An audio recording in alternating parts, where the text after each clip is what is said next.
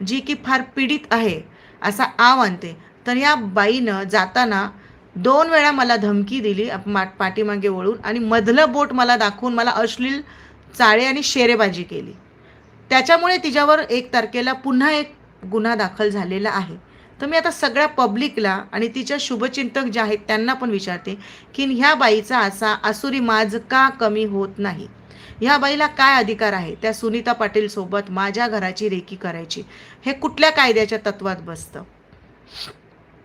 तर तो सुद्धा गुन्हा दाखल होणार आहे. या बाईला काय अधिकार आहे असं म्हणण्याचं, की पाकिस्तानी पॉर्न साईटवर हे महिलांचे फोटो टाकले गेले आहेत. तर मग ह्याची चौकशी व्हायला नाही पाहिजे? मला पब्लिकने सांगावं, की तुम्हाला वाटत नाही का? इव्हन त्या ताईसाहेब जिचं नाव घेते, त्या ताईसाहेबांनी ह्याच्यावर खुलासे करावेत. जर त्या खरोखर महिलांच्या साठी लढणाऱ्या आणि सत्यासाठी लढणाऱ्या असतील, तर ताईसाहेबांनी सुद्धा खुलासे करावे.